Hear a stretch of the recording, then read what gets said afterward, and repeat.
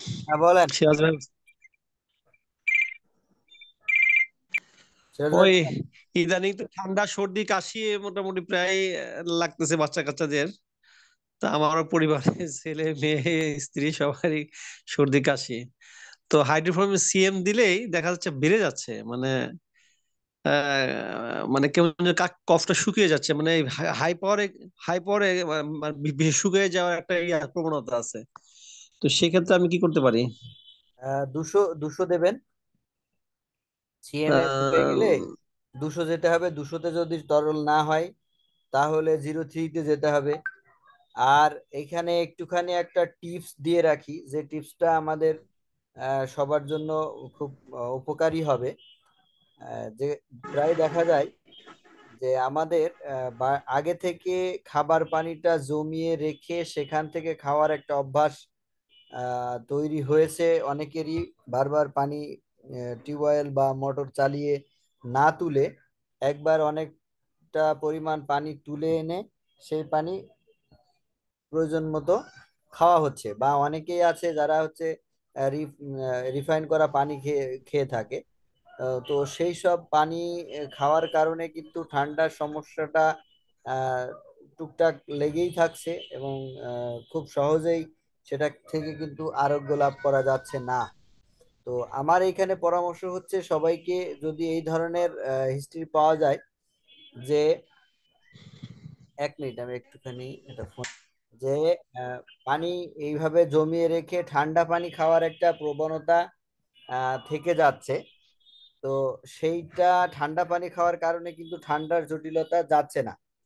তো আমাদেরকে সেই জায়গায় পরামর্শ দিতে হবে যাতে প্রত্যেকেই ওই পানিটা একেবারে ঠান্ডা না খেয়ে গরম পানি ফ্লাক্সে অথবা গরম পানি করে ওর সাথে গরম পানিটা মিশিয়ে ঠান্ডাটা একটু কমিয়ে যেন খায়। তাহলে দেখবেন ঠান্ডার সমস্যা আর থাকবে না। এখন তো সিরাজ ভাই, আপনার ফ্যামিলির পানি খাওয়ার অভ্যাসটা কিরকম? এমনি ডাইরেক্ট কল থেকে খায়, আবার মোটামুটি ইসে থেকেও খায়। মানে ফিল্টার ফিল্টার করা পানিও খাওয়া হয়। হ্যাঁ, ফিল্টার করা তো পানি এখন খাইলে থেকে আমি ওই অবশ্যই গরম পানি মিক্সড করে খেতে হবে। হ্যাঁ। ঠিক আছে, তো ফিল্টার করা আমার পানি ওই খেলে হ্যাঁ অবশ্যই হ্যাঁ, গরম হ্যাঁ। পানি মিক্সড করে খেতে হবে। এই আমার ওয়াইফের ইদানিং মোটামুটি শ্বাসকষ্ট একেবারে, মানে বুক টুক চেপে ধরছে। তো এই সিএম খাওয়ানোর পরে মানে হ্যাঁ। আরো বেশি মনে হয় তা এখন দ্রুত, এখন এটা কি মানে 200-তে বা ইসে যাবো কি দ্রুতই, না কি একটু অপেক্ষা করতে হবে? আহ, আপনার দেখা গেল খাওয়ার অপেক্ষা পরে। অপেক্ষা করবেন তখন, যখন রুগীর কষ্ট না কমলেও সেন্স অফ ওয়েলবিং ভালো আছে, তার কনসাসনেস ভালো পজিটিভ আছে, তখন আপনি অপেক্ষা করবেন। আদারওয়াইজ তো আপনি অপেক্ষা করতে পারবেন না। সেটা 1 ঘন্টা কি আর 2 ঘন্টা এর মধ্যে চেঞ্জ করা যাবে না? হ্যাঁ, চেঞ্জ করা যাবে। এ আমার নাতি একটা সেই ছোটবেলা থেকে সর্দি কাশি লেগে আছে। ওই সিএম দিলে বেড়ে যায়, আবার একটু ই করি, মানে এইভাবে মোটামুটি ঝামেলা, মানে যাচ্ছে না। ড্রোসরে যাবো, মানে দ্বিতীয় সাইকেল ড্রোসরে আসে, কিন্তু আমি ড্রোসরে দিতে ভয় পাচ্ছি। আপনি দ্বিতীয় সাইকেল যে সিএম ড্রোসেরা দিলে কি আবার করে নির্ধারণ করলেন? সেই কি গল্পটা করে আমাদের একটু নির্ধারণ শোনান। করলো? সেই গল্পটা হচ্ছে যে ও মানে আমাকে পেলে, ওর নানিকে পেলে আমি নিয়ে যায়, মানে একটা আঙুল দিয়ে ই করে, মানে বাইরে ঘুরে ফেলে, ওকে কোলে নিলে ঘুরে বেড়ালে খুব ভালো লাগে ওর। এই একটা মাইন্ড ওর আছে। আর মানে এক জায়গায় থাকতে চায় না, মানে ঘুরলে ও খুব খুশি হয়। এবং ওর ওর মোটামুটি নানুর কোলে যেতে চায় এবং ঘুরতে চায়। ও বাসার মধ্যে থাকতে চায় না। আমার মেয়েটা বাসার মধ্যে থাকে বেশি, কিন্তু ওই আমাদেরকে দেখলেই মোটামুটি খালি মানে হাত দিয়ে ইঙ্গিত করে নিয়ে যাও। ওর বয়স 1 বছর। আর একটা হচ্ছে যে ও মোটামুটি খুব মানে খুব চালাক এবং খুব স্মার্ট, এবং মানে কেমন যে কথা বলতে চায়। এই কথা বলতে চায় দিক দিয়ে মোটামুটি আবার সেদিক মেরোর দিকে যায়। তো আসলে আমি আবার আবার ওর বাবা মার দিকে মানে মানে ই করে আমি আবার হাইড্রোফোন ভাবছি। তো সেই হিসেবে দ্বিতীয় সাইকেল একবার হাইড্রোফোন মনে করি, মানে এখন হাইড্রোফোন এখানে ড্রোসেরা এখানে আর যে হচ্ছে যে মেটোরিয়াম কথাটা বলার সেটা হচ্ছে যে সিভিলিয়ানের মতো বাইরে ঘুরতে চায়। সেটা সেটা তো এটা আসলে মানে পার্থক্যটা খুব মানে কঠিন হয়ে যায় আসলে। হ্যাঁ, এখন কথা হচ্ছে যে ওর কাছে যদি কোনো খাবার থাকে, বা আপনার আহ, ও আপনাদের সবার সব থেকে কাকে বেশি পছন্দ করে আপনাদের পরিবারের মধ্যে? পরিবারের মধ্যে ওর নানুকে পছন্দ করে, এমনি তো ওর মা, মানে ওর বাবার কাছে যায়, ই করতে ওর মার কাছে থাকতে, কিন্তু ওর নানুকে দেখলে খুব খুশি হয়। আচ্ছা, নানুকে দেখলে খুব খুশি হয়। তো নানুর নানুর কাছে যদি অন্য কেউ থাকে, ও থাকা অবস্থায়, তাহলে ও কেমন করে? নানুর কাছে গেলে সহসা কারোর কাছে যাইতে চায় না, তারপর ওর আব্বু আম্মুর কাছে যাইতে চায়, কিন্তু মানে আম্মুর সাথে আব্বুর কাছে যেতে চায় বেশি। না না, আমি আমি সেটা বলিনি, আমি বলেছি যে ও সামনে আছে, ওর নানুকে আরেকজন জড়িয়ে ধরেছে, যেমন ধরেন আপনি বা আপনার মেয়ে বা অন্য কেউ, আপনার আর ছোট বাচ্চা যারা আছে তাদের মধ্যে কেউ জড়িয়ে ধরলো, তাহলে তখন ওর রিয়াকশনটা কেমন থাকে সেটা একটু দেখতে হবে। ও আচ্ছা আচ্ছা, এটা দেখিনি তো। এটা দেখতে হবে। আচ্ছা আচ্ছা আচ্ছা। তো এইটা দেখে নিয়ে এখন তারপরে কনফার্ম ওর, করবেন। তা এখন মেরোতে যাওয়ার জন্য কথা বলা, মানে কথা বলার এটা অনেক মানে ছোটবেলা থেকে খুব মানে মানে কথা বলতে চায়, এরকম অবস্থা। হ্যাঁ, রাগ, আমার রাগ আছে কথা খুব বেশি। কথা বলতে চাওয়া, বা দুষ্টামি করা, বাইরে ঘুরতে যাওয়া, সেগুলো তো সিভিল নামের মধ্যেও অনেকটা আছে। তো সেই জন্য আপনি হচ্ছে এখনই কিন্তু ওইটা ইয়ে করতে পারবেন না, কি বলে আপনার, কনফার্ম করতে পারবেন না যতক্ষণ পর্যন্ত না আপনি দেখবেন যে আপনার এই নাতি তার নানুকে সব থেকে বেশি পছন্দ করে। আর সেই পছন্দ করা মানুষটার কাছে যদি অন্য কেউ আসে, তাহলে তার রিয়াকশনটা কেমন থাকে। যদি বোঝা যায় যে তার আচ্ছা আচ্ছা। কোনো রিয়াকশন নেই, তাহলে হ্যাঁ দোসরা হতে পারে বা অন্য কিছু হতে পারে। কিন্তু যদি দেখা যায় যে রিয়াকশন আছে, রিয়াকশনটা কেমন, যে সে ক্ষেপে যাচ্ছে, তার পাশে তো সে পছন্দ করছে না যে সে সামনে থাকাকালীন তার কাছে আর কেউ থাক, যদি এরকম মনে হয়, তাহলে হ্যাঁ। অবশ্যই সিভিল নাম হবে। আচ্ছা আচ্ছা আচ্ছা, এখানে স্বার্থপরতাটা চলে আসবে। আচ্ছা আচ্ছা। হুম, একদম। আসলে এই যে একটু এগুলো খুব বোঝাটা আসলে আমার জন্য খুব কষ্ট হয়ে যায় অনেক সময়, কষ্ট হবে না এই সিরাজ বুঝে ভাই, কষ্ট ওঠাটা। হবে না। শুধু আমাদেরকে একসাথে চলতে হবে। যার যেটা, এই যে আপনার এই বা নাতিটার ব্যাপারটা শেয়ার করাতে অনেকের ভিতরে কিন্তু এটা ক্লিয়ার আসলো। তো এরকম যদি আমরা হ্যাঁ গিভ অ্যান্ড টেক করি, তাহলে আমরা সবাই মিলে একসাথে অনেক দূর এগোতে পারবো ইনশাআল্লাহ। ঠিক ঠিক, এই যে আমার না মাঝে মাঝে দেখি আমার কাছে আসতে চায়, আবার আসতে চায় না, এই একটা মানে ভাবের মধ্যে হয়। হ্যাঁ, আমাকে চিনে চিনে না। আচ্ছা, তো ওনার নাতি কি এখন ড্রোন বেশি জরুরি? আমাদের প্রশ্ন হলো, যেহেতু ছোট মানুষ, ড্রোন ছাড়ার কথা আমরা ভাববো কেন এখনই? না, উনি না সেকেন্ড ভাবছি এই জন্য, সাইকেলের ওর কথা এই জন্য ছোটবেলা থেকেই ভাবছেন ওর যে ফার্স্ট সাইকেলে সুস্থ রাখা যাচ্ছে না। হ্যাঁ হ্যাঁ হ্যাঁ। ওকে আমি ওর হাইড্রোফোনিয়াম সিএম 200 এগুলো কয়েকবারই মানে কয়েকবারই ঘুরেছি, সরিনাম ট্রেনে গেছি, কারোবেজে গেছি, কিন্তু আমি এখন পর্যন্ত সেকেন্ড সাইকেলে যাইনি এখনো, এগুলি ঘুরাচ্ছি। কিন্তু যেহেতু ওর মোটামুটি ওর বাবার ওর বাবার দিক দিয়ে মোটামুটি কিছুটা ইয়ে আছে, মানে অ্যালার্জি এবং প্লাস মানে হাঁপানির ইটা আছে দেখে আমি ভাবছি যে ড্রেসায় যাব। কিন্তু ওর মানে ইটা মানে ওর মানে ওর ফিলোসফিটা মানে অ্যাডজাস্ট করতে পারতেছি না। ফিলোসফি অ্যাডজাস্ট হয়ে যাবে যদি তো আপনি এখন জাহিদ ভাই। টেকুলটা দিলাম, যে ওর নানুর কোলে কেউ থাকলে, হ্যাঁ হ্যাঁ ও থাকাকালীন তাহলে ও খেপে যাচ্ছে কিনা, বা ওকে কোনো খাবার দিলে হ্যাঁ সেই হ্যাঁ। খাবার চাইলে ও দিচ্ছে কিনা। আচ্ছা আচ্ছা, সেটাই। ঠিক আছে। তো এখন কোনো বাচ্চা যদি এমনি মানে ঠান্ডার প্রবণতা যদি থাকে, এটা তো আমরা জানি যে টিউবারকুলার একটা ইয়ে আসে, তো সেই হিসেবে। সিরাজ ভাই, জি জি। তাহলে এখন ওই যে বলছিলাম কি, যে সাধারণত আমরা ক্লাসিক্যালে জানছি যাদের বেশি করে সর্দি কাশি লেগেই থাকে সবসময়, তো এদের জন্য টিউবারকুলার মায়া আমরা ভাবতে পারি। তো সেটা ভেবে কি আমি ড্রোসা মানে আসতে পারি না? আচ্ছা, সিরাজ ভাই একটুখানি লাইনে থাক। স্বস্তি দিতে পারতেছি না, আবার ড্রোসিনাও দেওয়া নিষেধ। তাই সেই সব ক্ষেত্রে আমরা একটা ডোজ ব্যাসিলিনাম বা ড্রোসরা, সরি, বভিনাম যদি দিয়ে আইসা যদি রেসপন্স সুপার আনতে পারি, তাতে কি ক্ষতি হইতে পারে? এটা আর কি সেটা পরামর্শ। সুন্দর একটা কথা বলছেন। এটা যেমন আমার মানে আমার ওয়াইফের দিক দিয়ে মানে টিডি আছে, অর্থাৎ ড্রোসের আছে, ওর বাবার ছিল টিবি ছিল, তো সেই দিক দিয়ে একটা বিষয় আছে। আর আমার আমার হুম শাশুড়ির দিক দিয়ে খুব অ্যালার্জি, এদের প্রত্যেকে পাইলসের সমস্যা, অ্যালার্জির সমস্যা প্রচুর। হুম, তো তো তো মার আচ্ছা, দিক এদের দিয়ে দেখা এরা গেল যে প্রত্যেকেই তো টিউবারকুলোস মায়াজম। হ্যাঁ হ্যাঁ, মার দিক দিয়ে। আর আমার বাবার হলো ডগ বাইট আছে, সেদিক দিয়ে মনে হয় হাইড্রোফোবিয়া নামের একটা আছে আর কি। আমার বাবার বংশে ডগ বাইট আছে, তো সেই হ্যাঁ, হিসেবে আমার হাইড্রোবোবিনাম তো আমরা কভার করতেইছি। ফার্স্ট হ্যাঁ সাইকেলে সেটা করতেছে। হাইড্রোবোবিনাম দিয়ে তো সেই ডগ বাইটটা হ্যাঁ আমরা হ্যাঁ কভার করতেছি, কিন্তু হ্যাঁ, টিউবারকুলোসটা তো কভার করতে এখানে রিস্কও বহন করতেছি। এই সেটাই। রিস্কটা যদি এই যে বহন করার ক্ষেত্রে যদি আমরা যদি ববিনাম বা ব্যাসিলিনাম হইয়া ঘুরে আসি ড্রোসেরা অমিট রেখা, তাইলে হ্যাঁ, আমরা কি একটু বেশি সুবিধা ভোগ করতে পারি না?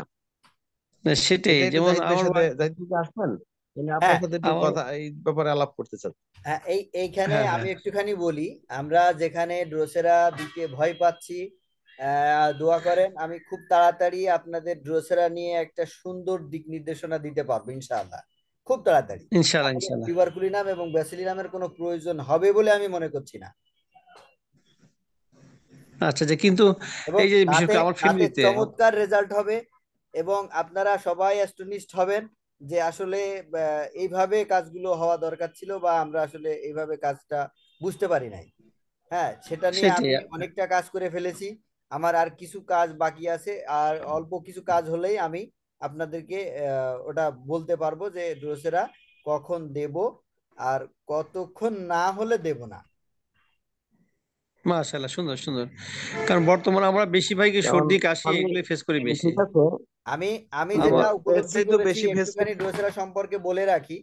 আমি যেটা উপলব্ধি জি করেছি, জি যে পরিমাণ মানুষের এই মুহূর্তে, যে আমাদের এই উপমহাদেশের কথা যদি বলি, যে পরিমাণ মানুষ যক্ষা আক্রান্ত জি বা অ্যালার্জেটিক প্রবলেম নিয়ে ঘুরছেন, হ্যাঁ হ্যাঁ বা টিউবারকুলার ডায়াথেসিসের মধ্যে যে সমস্ত রোগগুলো পড়ে, সেই রোগগুলো যে পরিমাণ আমাদের এই সাবকন্টিনেন্টে রয়েছে, সেগুলো আসলে রয়েছে। ড্রোসেরা বা টিউবারকুলার ডায়াথেসিস বা অ্যান্টি টিউবারকুলার ডায়াথেসিস মেডিসিন ছাড়া আসলে সামনে এগানো খুব মুশকিল হয়ে যাবে। যার জন্য আমি এই মুশকিল হয়ে যাচ্ছে, আচ্ছা। চিন্তাধারা আমি শুরু করেছি, এবং খুব তাড়াতাড়ি এর একটা সুন্দর রাস্তা আমি দিতে পারবো বলে আমি বিশ্বাস করছি। কারণ আমি ইতিমধ্যে যে কাজগুলো করেছি, সেই কাজগুলো আরেকটু স্ট্রং এনাফ হলেই আমি আপনাদের সাথে শেয়ার করব, এবং তখন আপনারা প্রত্যেকেই যে জটিলতায় ভুগছেন, এই জটিলতা আপনাদের থাকবে না ইনশাআল্লাহ। মাশাআল্লাহ মাশাআল্লাহ, দারুণ ঠিক একটা আছে, প্রস্তাব দিয়েছেন। আলহামদুলিল্লাহ, আমরা অপেক্ষায় রইলাম। হ্যাঁ কিন্তু সেটাই আমরা ওই সেটাই। যে স্যারের বইতেও দেখছি যে অ্যালার্জির কারণে যে টিউবারকুলিসের বা ব্যাসিলিনামের যে কেসগুলো আসে, সেক্ষেত্রে আমরা অনেক সময় হতাশ হয়ে যাই। এই জন্য আর কি এই চিন্তা ভাবনা যে স্যার অমিট করে দিছেন, আমরা যদি রাখি তাহলে আমরা কি ক্ষতিগ্রস্ত হইতে পারি, এই মানে জন্য আর কি স্যার কথাটা অমিট ছিল। করে ঠিক আছে, দিয়েছেন, আমরা আলহামদুলিল্লাহ, যেহেতু অমিট আপনি রেখে আপনার যদি চলতে পারি তাহলে আমাদের আর বাড়তি চিন্তা করা দরকার হচ্ছে না। আর যদি চলতে না পারি তখন আমরা বাড়তি চিন্তা করে দেখব। তবে আমি মনে করছি এখন পর্যন্ত যে বাড়তি লাগবে বলে আমি মনে করছি না। যতটুকু আমি সামনের দিকে এগিয়েছি, এটা আপনাদের সাথে শেয়ার করলে তখন আপনারাও এটা নিয়ে কাজ করবেন, এবং কাজ করার পরে আপনাদেরও অভিজ্ঞতা শেয়ার করবেন এখানে। তখন আরো বেশি স্ট্রং এনাফ হবে আমাদের আইডিয়াগুলো। তো সেই আমি স্ট্রং এনাফ একটা আইডিয়া না দিতে পারলে মুশকিল আছে, যার জন্য আমি একটু সময় চাইছি আপনাদের কাছে। জাহিদ ভাই, আমার আমার আলহামদুলিল্লাহ, এই আমরা শাশুড়ির যে অপেক্ষা রইলাম। ইনফেকশন ছিল। আলহামদুলিল্লাহ। হ্যাঁ, সিরাজ ভাই, জাহিদ ভাই, আমরা আমার ওই আমরা একটু এই শাশুড়ির। এই আপুকে একটু নিয়ে নিই, আচ্ছা, অনেকক্ষণ ধরে হাত উঁচু করে আছেন। জি জি, আচ্ছা আচ্ছা, জি জি জি জি হ্যাঁ, জি, মাকসুর আপু আচ্ছা। বলেন।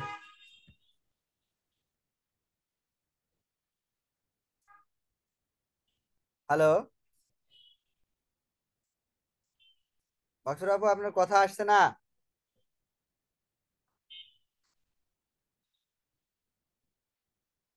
আবার মিউট হয়ে গেছেন। আসসালামু আলাইকুম। ওয়ালাইকুম আসসালাম, বলেন এবার। এটা এমনি হাত উঠে গেছে ভাই, কাজ লেগে। ও আচ্ছা, ঠিক আছে, ঠিক আছে, ধন্যবাদ, আপনি মিউট থাকেন। হ্যাঁ, সিরাজ আসসালামু ভাই। আলাইকুম। ওয়ালাইকুম আসসালাম, হ্যাঁ সিরাজ ভাই। ভাই, আমার কিন্তু একটা প্রশ্ন গ্রুপে ছেড়ে রাখা ছিল। হ্যাঁ, আপনার প্রশ্ন গ্রুপে প্রশ্নটা ছেড়ে রাখা ছিল। আর এখন আমি প্রশ্নের উত্তরটা দেইনি, কারণ আমি চাইছিলাম আপনি মানে ক্লাসের মধ্যেই প্রশ্নটা তুলবেন। থ্যাংক ইউ ভাই, তাহলে প্রশ্নটা আমি মুখে বলি ভাই। হ্যাঁ বলেন, আমরা সম্মিলিত স্যার তার আলোচনা করবো লেকচারে, আপনার প্রশ্নের উপরে। জি জি জি জি জি, স্যার তার লেকচারে মানে কয়েকবার আর কি বলছেন যে হাই পোটেন্সি দিয়ে যদি আমাদের অ্যাগ্রেভেশন হয়, তাহলে সেক্ষেত্রে লোয়ার পোটেন্সি আমরা ইউজ করলে আমাদের যে সিস্টেম, অটোক্রেটিক যে সিস্টেমটা আমাদের ভিতরে আছে, সে তার সুষম একটা পোটেন্সি বানিয়ে নেবে, নিয়ে সে ভালো থাকবে। এই যে বিষয়টা, এই বিষয়টা নিয়ে কিন্তু মানে আমার কাছে কেমন যেন এটা যৌক্তিক বিজ্ঞান ভিত্তিক কোনো ব্যাপার আছে না, কেমন কি প্লিজ একটু এক্সপ্লেন করুন। আচ্ছা, যদি এই সম্পর্কে কারো কিছু বলার থাকে, আমাদের পিয়াস ভাই যে প্রশ্ন করলেন এই প্রশ্ন সম্পর্কে যদি কারো কিছু বলার থাকে। না আজ জি আমি সিরাজ বলতে ভাই চাচ্ছি বলছি। আচ্ছা বলেন। হ্যাঁ মিজান ভাই। ভাই, যে জি বলেন। কথাটা হলো স্যার বলছেন যে বডি অটোমেটিকলি নিজস্ব পোটেন্সি তৈরি করে নেবেন, এবং আমরা আসলে অ্যাপ্লাই করে তো সুপার রেসপন্স পাইছি। হায়ার পোটেন্সি দেওয়ার পর রুগী অজ্ঞান হয়ে গেছে, লোয়ার পোটেন্সি দেওয়ার সাথে সাথে রুগীর রেসপন্স ফেরত আসছে।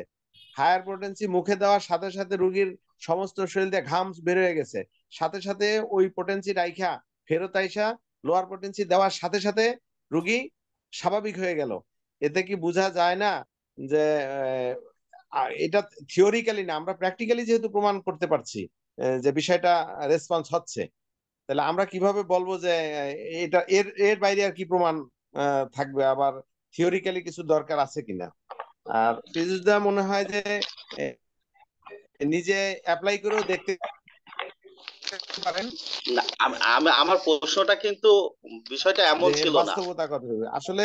জি জি জি, না থিওরি না না ভাই, আমরা হাই পোটেন্সি আসলে দিলাম, যখন আসে অ্যাগ্রিভেশন হলো। তখন জি জি প্র্যাকটিক্যালি জি, শতভাগ হাই সফল পোটেন্সি হওয়া দিলাম, জি জি হবে, হাই পোটেন্সি দিলাম, অ্যাগ্রিভেশন হলো, আমরা যেন লোয়ার এটাই তো পোটেন্সি কথা। দিচ্ছি। জি জি, জি লোয়ার ভাই, পোটেন্সি দিচ্ছি, এটা কি ওই অ্যাগ্রিভেশনটাকে কাটাচ্ছে, না আমার বডি সত্যিকার অর্থেই এই সুষম পোটেন্সি বানিয়ে নিচ্ছে? আমার প্রশ্নটা এখানে ছিল। আমাদের অ্যাগ্রাভেশন হলো, লোয়ার দিলাম, সেই ক্ষেত্রে অ্যাগ্রাভেশনটা কেটে গেল, রুগী স্বস্তি পেল। ব্যাপারটা কি রুগী সুষম স্বস্তি পেল পোটেন্সি না? যদি তৈরি না জি করে, জি হুম।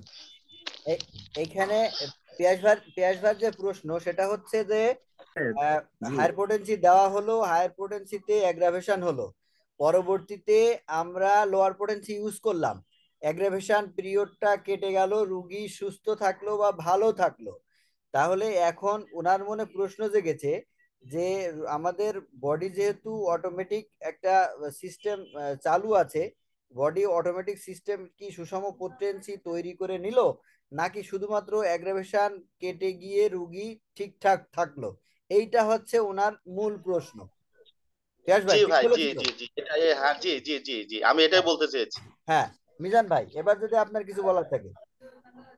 জি আমার আমার প্রশ্ন হলো ওনা এর কোনো যৌক্তিক কি আছে কিনা। প্রশ্নটা হলো আমি যখন অসুস্থ হব, আমি যেখানে যাই রেসপন্স পাবো, সেটাই তো আসলে যৌক্তিক। এটা হলো প্র্যাকটিক্যালি। জি যদি বডি নিজস্ব ভাবে প্রতিরোধ শক্তি এবং আমরা আর একটা জিনিস বলে রাখি, যেমন হাইড্রোবোবিনাম সিএম দিলাম, রুগীর সাথে সাথে আমি দেখছি যে আমার চেম্বারে ঘাম ছুটে অস্থির হয়ে গেছে, আমি হাইড্রোবোবিনাম 6 দিছি, রুগী 2-3 মিনিটের ভিতরেই নিঃশ্বাস ছেড়ে বললো যে ফ্যানটা একটু ছাড়েন, ভালো হয়ে গেছে। আচ্ছা, এরপরে যে ভালো আছে সে দীর্ঘদিন ভালো আছে, রুগী কিন্তু আমার কাছে অসুস্থতা নিয়েই আসছিল, এরপরে সিএম খাই আসে অসুস্থ আরো বেড়ে গেল, 6 খাওয়ার পরে তার ভালো হয়ে গেল এবং অনেক দিন ভালো আছে। বডি যদি নিজে মেকিং সাইডটা যদি না থাকতো, তাহলে সে ভালো থাকলো কিভাবে? এটাই হলো কথা। যৌক্তিকতা হলো এই এই জায়গায়, হয় থিওরিক্যালি আছে কিনা আমি, তবে আমরা প্র্যাকটিক্যালি এর প্রমাণ তো পাচ্ছি, এই আর কি। হ্যাঁ, এখানে এখানে পিয়াস ভাই ওইটা বিশ্বাস করতে অসুবিধা নাই, শুধু ওনার কিউরিসিটি থেকে কিন্তু উনি প্রশ্নটা করেছেন, আমার যেটা মনে হয়েছে। যে উনি শুধু জানার জন্য এই প্রশ্নটা করা যে আসলে কি ঘটে। বেসিক্যালি আমরা যেটা করি সেটা হচ্ছে সিএম দিলাম, অ্যাগ্রাভেশন হলো, তারপরে 200 দিলাম, 200 দেওয়ার পরে রেজাল্ট হলো, তারপরে কিন্তু আস্তে আস্তে সামনের দিকে এগোই। মিজান ভাই, তাই তো? জাহিদ ভাই, হ্যাঁ এখানে আমার একটা কথা, আমি জি ভাই, জি মানে ভাই। বড় বড় মনীষীরা কিন্তু লোয়ার থেকে কিন্তু হাই যায়, মানে ভিতর কাছ থেকে শুরু করে বড় বড় কিন্তু আমাদের স্যার সরাসরি সিএম দিয়ে শুরু করতে বলে। তো আসলে মানে সিএম দিতে যে আমরা বিভিন্ন সময় কিন্তু মানে মানে বিভিন্ন সমস্যায় পড়ি। তো সেক্ষেত্রে আমাদের মানে মানে আমাদের মানে এটা কি হবে, আমরা কি এই ক্ষেত্রে কি লোয়ার থেকে শুরু করলে ভালো হয় না? হ্যাঁ, দেখেন, বড় বড় মনীষীরা সবাই কিন্তু লক্ষণের উপরে নির্ভর করে মেডিসিন সিলেক্ট করে, আমরা কিন্তু তা করি না। আপনি যদি লক্ষণ ভিত্তিক মেডিসিন হ্যাঁ, সিলেক্ট করেন তাহলে অবশ্যই লোয়ার পোটেন্সি দিয়ে হায়ারে যেতে হবে। আর যদি আচ্ছা মায়োজমেটিক আচ্ছা। সিস্টেমে গিয়ে আপনি মায়োজোমকে আইডেন্টিফাই করে মেডিসিন সিলেক্ট করেন তাহলে অবশ্যই হায়ার পোটেন্সি দিতে হবে। সিরাজ ভাই, মানে হ্যাঁ, মায়ের জমকে ধ্বংস করার জন্য বা দুর্বল করার জন্য হাই পটেনশিয়াল কোনো বিকল্প নাই। তো যখন জি, আমি এই লোয়েতে কথা ক্লাসিক্যালেও কিন্তু বলা আছে ভাই। হ্যাঁ ক্লাসিক্যালেও বলা আছে, কিন্তু ক্লাসিক্যালরা সবসময় কিন্তু, যেটা আমরা দেখেছি, আমরা তো ক্লাসিক্যালের সাথে জড়িত ছিলাম, তো আমরা এখানে প্রত্যেকেই কিন্তু ক্লাসিক্যালের সাথে জড়িত ছিলাম। ক্লাসিক্যালে যেটা হয় সেটা প্রেজেন্ট লক্ষণটাকে বেশি গুরুত্ব দেওয়া হয় এবং সাথে মায়াজমকে চিন্তা করা হয়। আর আমরা কি করি, আমরা কিন্তু প্রেজেন্ট লক্ষণকে কোনো গুরুত্ব দিই না, শুধুমাত্র মায়াজমকে চিন্তা করি। মায়াজম বা আমরা যেটা বলছি যে ট্রু ডিজিজ বা আমাদের যে সাইকেল, এই সাইকেলটার উপরে মেনটেন করার চেষ্টা করি। আমরা কিন্তু বেসিক্যালি মায়াজমকে ট্রিটমেন্ট করি, যেটা জেনেটিক্স বলেন যাই বলেন না কেন, এই সব কিছুই সংশোধন কিন্তু মায়াজমকে রিসেসিভ করতে পারলেই সবকিছু সংশোধন হবে। তো সেই জন্য আমি যেটা মনে করি সেটা হচ্ছে যে আহ, যদি লক্ষণ ভিত্তিক আমরা মেডিসিন সিলেক্ট করি তাহলে অবশ্যই লোয়ার পোটেন্সি দিয়ে শুরু করতে হবে। লক্ষণ ভিত্তিক মেডিসিন সিলেক্ট করে হায়ার পোটেন্সি দিলে বিপদে পড়বেন, আর মায়াজম ভিত্তিক মেডিসিন সিলেক্ট করে লোয়ার পোটেন্সি দিলে বিপদে পড়বেন। এটা ঠিক আছে, এক্স্যাক্টলি ঠিক। হ্যাঁ মিজান ভাই। বলছি, আমি একটা কথা বলছিলাম। জি জি বলেন।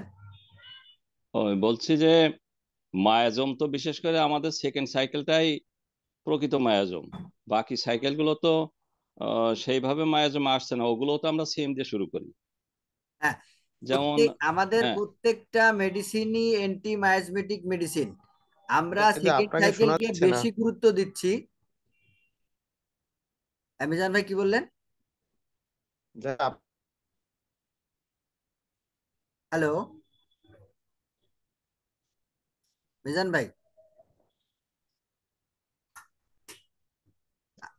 আচ্ছা, মায়াজম আমরা এই মুহূর্তে সেকেন্ড সাইকেলকে বেশি গুরুত্ব দিচ্ছি।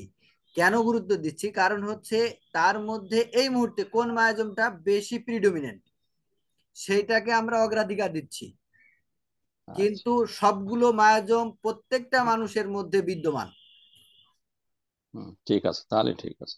তো পরবর্তীতে পর্যায়ক্রমে আস্তে আস্তে প্রত্যেকটা মায়াজমের ওষুধ দিলে, অ্যান্টিমায়াজমেটিক মেডিসিন প্রয়োগ করলে প্রত্যেকটা মায়াজম রিসিসিভ থাকবে এবং মানুষটা দীর্ঘদিন সুস্থ থাকবে। মানুষকে দীর্ঘদিন সুস্থ রাখার জন্য আমাদের এই চক্রগুলো ঘুরিয়ে আনতে হবে এবং সিস্টেমেটিক ওয়েতে যত বেশি আমরা একটা মানুষের মধ্যে এই চক্রগুলো বেশিবার ঘোরাতে পারবো, সেই মানুষটা মায়াজম গুলো তত বেশি রিসেসিভ অবস্থায় থাকবে এবং এই মানুষটা তত বেশি দিন সুস্থ থাকবে। ঠিক আছে। আচ্ছা। জাহিদ ভাই, হ্যাঁ ঠিক আছে। এই চুলকানির বিষয়টা মানে যখন দেখা যাচ্ছে যে সিএম দিলাম, চুলকানি বেড়ে যায়, 200 দেই বা ইসে দেই, আমার তেমন রেসপন্স করে না। এরপরে দেখা গেলো যে মানে এরপর কারো মানে ওই যে শরীর নামে যায়, তাতে রেসপন্স পায় না, এরপর কারো যায় তাতে কোনো ই পায় না। তো এই যে দীর্ঘ যে মানে সময়টা লেগে যায়, তো এখন এখানে তার সাইকেল গুলো চেঞ্জ করতে সময় লাগে বেশি, কিন্তু রুগী অত বেশি সময় দিতে চায় না, সেক্ষেত্রে আমি কি করতে পারি? রোগী সময় দেবে না সেটা স্বাভাবিক ব্যাপার, কিন্তু রোগীর যে অন্যান্য সাইডগুলো, সেই সাইডগুলো দিয়ে যদি রুগীকে বুঝিয়ে মোটিভেট করে ধরে রাখা যায় তাহলে কিন্তু রুগী আমাদের ছেড়ে যাবে না। যদি আমরা যথা উপযুক্ত তথ্য প্রমাণ রুগীর সামনে উপস্থাপন করতে পারি এবং রুগীকে বিশ্বাস করাতে পারি, তাহলে কিন্তু রুগী আমাদের ছেড়ে যাবে না। আমি বললাম যে আপনার এখন যে চুলকানি আছে বা দাউদ আছে বা অন্য যাই চর্মরোগ থাক না কেন, আপনি কষ্ট পাচ্ছেন, আপনার ওষুধ দিলে সেরে যাবে। সেরে যাবে কিভাবে সেরে যাবে? আমরা কিন্তু মলম লাগিয়ে সারাতে পারছি না, আমরা চাপা দেওয়ার কোনো সিস্টেম দিতে পারছি না। কেন দিতে পারছি না? কারণ আমরা জানি যে এই মানুষটার এই চর্মরোগ চাপা পড়লে তার ভবিষ্যৎ কতটা খারাপ, বা ভবিষ্যতে তার জন্য কি দুরারোগ্য ব্যাধি অপেক্ষা করছে। তো সেইগুলো আমরা জানি, এবং আমরা যদি মোটিভেট করতে পারি, রুগীকে বুঝাতে পারি, তাহলে কিন্তু রুগী বুঝবে। তবুও রুগীকে ধৈর্যের মধ্যে রাখতে হবে। যখন মানুষের বুঝ থাকে, ধৈর্য থাকে, ধৈর্যের মধ্যে থাকছে না, তখন মানুষ কিন্তু অন্য কিছু করে ফেলে। যেমন আমরা যদি সমাজের দিকে তাকাই, বিভিন্ন সুশীল সমাজের মানুষ বা খুব জ্ঞানী গুণী মানুষ, তারা কিন্তু ভুল করছেন, সুইসাইড করছেন, ইত্যাদি ইত্যাদি। কেন করছেন? কারণ তাদের ধৈর্যের একটা সীমা আছে, ধৈর্যের সীমা পর্যন্ত তারা অপেক্ষা করছেন। যখনই ধৈর্য আর রাখতে পারছে না, তখন কিন্তু একটা অঘটন ঘটিয়ে ফেলছেন। আমাদের তথ্যগুলো যদিও রোগীদের কাছে বিশ্বাসযোগ্য এবং খুব সুন্দরভাবে যদি আমরা মোটিভেট করেও রাখি, তবুও যদি চুলকানিটাকে আমরা ম্যানেজমেন্টের মধ্যে ফেলে যদি তার সহ্যের মধ্যে রাখতে না পারি, তাহলে কিন্তু মানুষটা আমাদেরকে ছেড়ে চলে যাবে।